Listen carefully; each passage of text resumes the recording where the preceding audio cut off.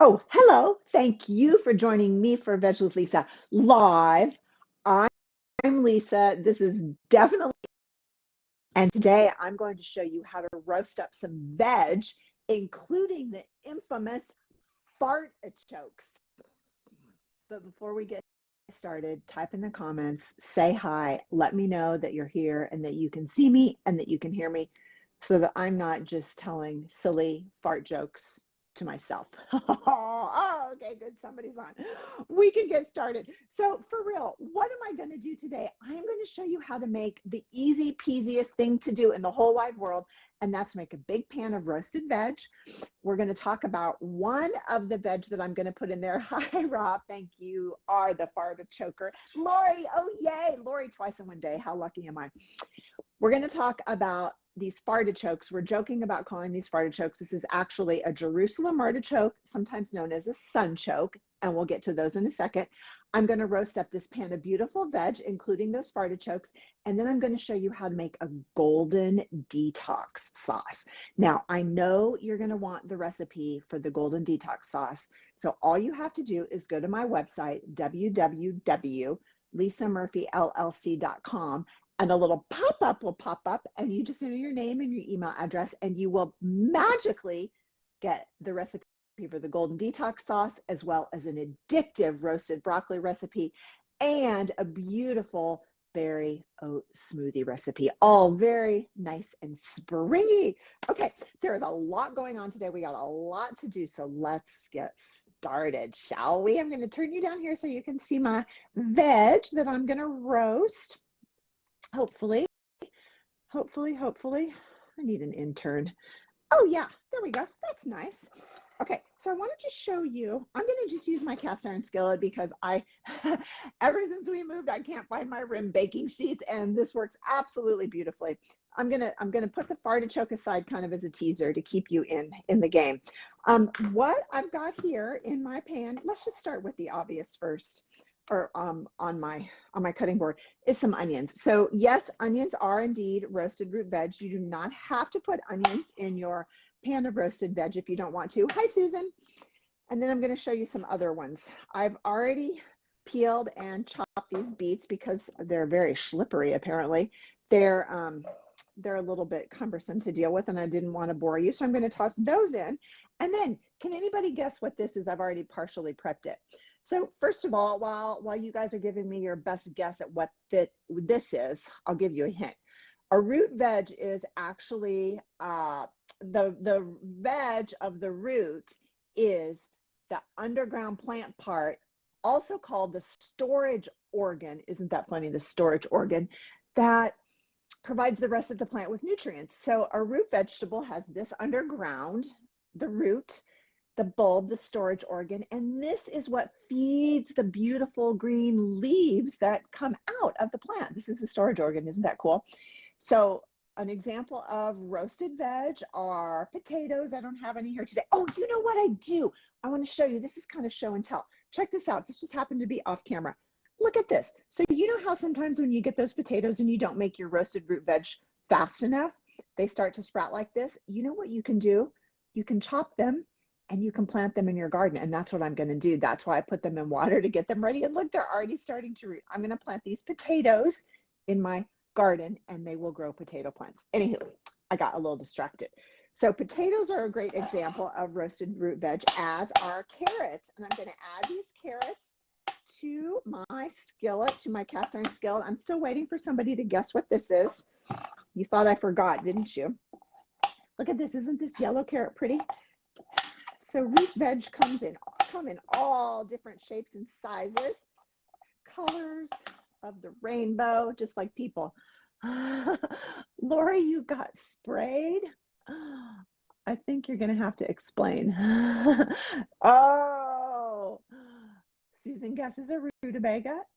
That's a really good guess, but not quite. Okay, what else could be? I'm going to have to tell you because this is the next on my list of things that are root vegetables. So we already talked about potatoes. We already talked about carrots. I put those in the pot. We already talked about beets. I put those in the pot. Parsnips, which I don't have. Lori says she's got sprouted potatoes ready for the garden too. Yeah, it's so cool. You don't have to go buy anything fancy. You can just take those potatoes that are sprouting and you can chop them up and put them in your garden. Isn't that the coolest thing ever? Onions and shallots, I've already put in the pot. Sweet potatoes, I don't have right now, but those are root vegetables. Susan guessed rutabaga. This is actually a variety of turnip. So I have already prepped this a little bit. I'm going to chop this guy up and put him in the skillet to go in the oven. I love turnips. So one of the really cool things about roasted root veg is that you can just toss in all kinds of things. I literally opened my fridge and these things fell out. Absolutely everything I'm going to show you today literally fell out of my refrigerator. And if you don't have these types of things in your fridge, well, there you go. That's maybe a really awesome action item that you can do, is to set yourself up for success by doing some shopping and having these things on hand. Okay, now let's get to these Fartichokes. So all root veg are really high in nutrients. I've already prepared some of these. I'm going to throw them in, but I want to show you, where did my peeler go? So sometimes when you get these sunchokes or Jerusalem artichokes, they can be kind of dirty and they're kind of knobby. You can see I've already made the job a little bit quicker. But what I do is I scrub them and then I trim off if there's yucky parts, like you can see, or I just take the peeler and kind of go like this. Especially if they're organic, you do not need to peel them, but you might want to peel off some of those kind of icky parts. So all root veg are highly, highly nutritious. It depends on what the variety, what nutrition they provide. But like carrots, for example, I hope you all know, in case you don't, they contain a really great source of beta carotene, which is good for your eyes. All root veg are a really good source of fiber, complex carbohydrates, which is what we need for energy. And these funny little knobby things, these sunchokes, Jerusalem artichokes, Fartichokes, whatever you want to call them, oh, Lori, I'm glad you asked. Lori asked me, what does a sunchoke taste like? I might be sorry. Rob might be sorry. I'm eating them raw. I'll talk about that in a second. I think it's like a little mild potato-y kind of taste, a little bit nutty. They're really good raw if your digestion can handle them, which we will talk about. I much prefer them roasted. So yeah, a little bit nutty, pretty mild. Oh, nice and crunchy. Roasted, the natural sugars in them caramelize and they get really soft and melty. Yeah. Okay, so wow, look at that. Isn't that absolutely beautiful? All those gorgeous roast root veg. So the magical powers of sunchokes, aside from the fact that they may make you a little tooty, a little gassy, let's see, here's my extra virgin olive oil, is that they contain a type of fiber called inulin. Now, remember, most of us get enough protein. What we lack is fiber. A little freshly ground cracked pepper. So a big pan of roasted veg like this is a fantastic way to get a nice variety of plants and a lot of different types of fiber, including inulin that comes with the roasted artichokes. And you might be wondering, what is a sunchoke? It is actually a tuber from a special kind of variety of a sunflower. So Lori, it's right up your alley. Oh gosh, we just had a near disaster averted over there. And it is grown particularly for the root. So I'm just going to get my hands in the dirt here and I'm going to mix this all up. So back to the inulin. Inulin is what is known as, I'm going to put you up here for a second, a prebiotic. So you all have probably heard of probiotics. In fact, you may be taking very expensive supplements for probiotics. Inulin, the special kind of fiber found in these roasted, or these Jerusalem artichokes or sunchokes, same, is actually a prebiotic. And this is what the probiotics, and they're just the little good bacteria in your gut, right? It's what they feed on. So yeah, you can take probiotics, but Skippy, it is so great to see you. You can also work some prebiotics into your diet, because then the natural probiotics or the good bacteria in your system will just gobble up. This is their food. So I don't know, you can decide for yourself if you want to take supplements and probiotics and prebiotics. Nevertheless, no matter what, it is really, really awesome to work some of these prebiotics into your diet. That may be why sunchokes sometimes make us stinky or gassy. Another theory is when you eat them raw, which I just did to taste them for you. So I don't eat them raw anymore. And then I also saw on TV, so it must be true, one of my favorite cooking shows is Chef Vivian Howard. I don't know if she's still making episodes. We watch the old ones on PBS. She has or had a TV show called Chef and the Farmer, I think. She went to an artichoke farm in South Carolina where she lives and where she has restaurants. She visited the sunchoke farm and asked about this very thing. Why do these things sometimes make you stinky? Well, the farmer said it depends on when they're harvested. And I just found these in my market here in Asheville. And I thought that was really a weird time to find sunchokes in the market. Well, it turns out if you live in a climate where it doesn't freeze really, really hard, you can leave them in the ground. And if they're left in the ground and harvested after the first frost, so in the fall, you plant them in the summer, you leave them all through the fall, all through the winter, they get mellow and they taste sweeter and they don't make you stinky. Isn't that so cool? I love that so much. Okay, so back to the task at hand. Okay, I want to show you what's going to happen here. Oh my God, that is so heavy. I got to take the, and I just got to steam. I'm going to take the pan out that I've already prepared to show you, and I'm going to put this pan in. That's my weight workout for the day. Oh my gosh, look at this. I hope you can hear them sizzling. So this is the pan I already roasted. You know, everybody, ow, gosh darn it, that was hot. Where is my hot pad? People always ask me, what's your temperature? I've played around with this over the years, and what I've decided now is 375 because it allows the veggies to get brown without burning, and then they get cooked on the inside. So let me find one of those sunchokes for you. Oh yeah, there's one. There's a little slice of sunchoke. Oh my gosh, Lori, I think you're gonna love them. Okay, so those are my roasted veg. Oh my gosh, I'm sore. I'm gonna set all this aside, and I want to show you how to make this beautiful golden detox sauce. Now, I wasn't kidding. I did have a little bit of a disaster as I have the ingredients all prepped and I knocked them over and spilled them. So we're going to see if I can remember and recreate it. You'll need a blender, a high-speed blender if you have one. I'm lucky enough, Rob gave me a Vitamix for Christmas, so I'm going to use that. And I am going to recreate this. This golden detox sauce that you're going to want the recipe for is so beautiful.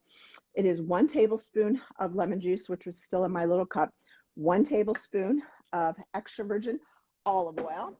And where is my apple cider vinegar? There it is. 1 tablespoon of apple cider vinegar. I know this little cup is plastic, but I just absolutely adore it because it's just perfect for things like this because you can measure in tablespoons and then you can pour it in. So I've got lemon juice, extra virgin olive oil, apple cider vinegar. In it goes, and a clove of garlic. Bing, I put that in. And then maybe this is the magic ingredient. I forgot to drain these, so I'm going to do that right now. Cashews, raw, unsalted cashews. I soaked them a little bit before just because I thought about it, but you absolutely do not have to. And then here comes the secret sauce. Heather, oh my gosh, it's great to see you. It's been a minute. So I kind of mixed all these up, but there is turmeric powder in here. There is dried ginger powder in here, like Chinese ginger. There is sea salt and freshly ground black pepper. Now, hopefully you know, and if you don't, I'm happy to share it with you, that turmeric is a really fantastic anti-inflammatory herb plant. However, the bioavailability of it is not so high, and there are a couple ways we can help that out. One is to add black pepper. So if you think about like a curry, if you make a curry, you've got turmeric in there, which is always the yellow color. And then a lot of times there's pepper, black pepper in a curry. Also, if you've got some fat involved. So black pepper and turmeric help fat help the absorption ability of the turmeric so that it can actually act as an anti-inflammatory substance in your body. Oh my God, that was a lot. So all of this is going to go in, yes, in my pot. There we go. Okay, let's see. You know what? I think I must have forgot something. I'm going to have to look. Hold on. Bear with me, everybody. I think I need some water or something, don't I? Okay, here. Oh, yes. Oh, my goodness. I got so distracted by the near disaster. You need a little bit of non-dairy milk. And I purposefully did not measure this out. And it's a good thing I didn't, because I probably would have spilled it too. But I want to show you. So I'm in the middle of my Banish the Bloat and Energize cleanse. And I know some of you have done it before.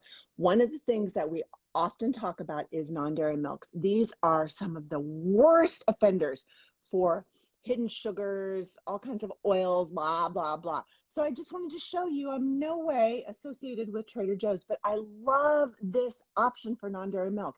It is soy milk, and of course they have to call it soy beverage because the Dairy Association is running scared. It is nothing but water, whole organic soybeans, and that is it. When you're eating soy, you always want it to be organic because otherwise it's sprayed often with glyphosate. It's genetically modified to be sprayed with that. We don't want either of those things. This one is nothing but water, whole organic soybeans. Okay, perfect. And it's actually very affordable. A lot of these non-dairy milks can be really expensive. This one, I think it might even be less than $2, which is pretty amazing. Okay, so that is what I almost forgot. Fortunately, I did not spill it. I'll tell you what, it's just a little crazy in this kitchen in this house. This is one of my favorite appliances. Plug your ears.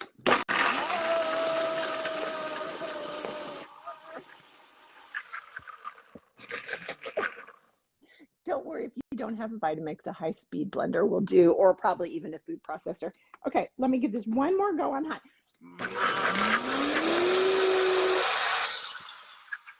All right, I'm getting a little crazy and a little out of control. So let's see if I can kind of clean up my mess here, get some of this stuff out of the way. And I'm going to show you how I might plate this for lunch. So I've got some tricolored quinoa. Isn't that beautiful? Oh, yeah. Heather says about the non-dairy milks that Trader Joe's oat beverage, in air quotes, is also good. Yeah, it is. And she loves it that they're shelf stable. I know. So I could talk a long time about this stuff, but the fancy ones in the refrigerated section, that's also kind of a marketing thing where if it pours more like milk, people might think it's more like milk, and they tend to be way more expensive. These shelf stable ones, I always have something like this on my shelf. So in case I can't get my own made, I just can go down there and pull it out. Me too, Heather. Thanks. I'm glad you brought that up. Okay, so I've got my plate, my tricolor quinoa, and I love to garnish with some fresh sprouts if you've got those available. Some chopped cilantro would be really good too. I'm going to see if I can avoid burning myself. Just put some of this on my quinoa. You know what? If you have some chickpeas, you could have added a can of roasted or chickpeas to the pan when it went into the oven. You absolutely wouldn't have to, but that's a nice touch. Adds a little extra protein. And then, you know what? I think I probably didn't get my ingredients exactly right after the disaster, but hopefully you get the point. This is After All Live. Look at that. Isn't that golden sauce beautiful? So I think I probably lost a little bit of liquid when I had my spill. So it generally is a little bit creamier, but you get the point. Isn't that beautiful? Roasted root veg, including sunchoke, fartichokes. It's so good. The Golden Detox Sauce. Maybe a little garnished sprout. Absolutely delicious. You can just open your fridge, see what falls out, throw them in a pan. Remember, if you want the recipe for the Golden Detox Sauce, along with an delicious, oh, hi, Angie, roasted broccoli that's addictive, and a beautiful spring smoothie recipe, hop on over to my website, lisamurphyllc.com. A pop-up will pop up. You'll get some recipes. I'll put that link in the comments. Thank you for joining me for Veg with Lisa Live, where you never know what's going to happen. I'll see you soon.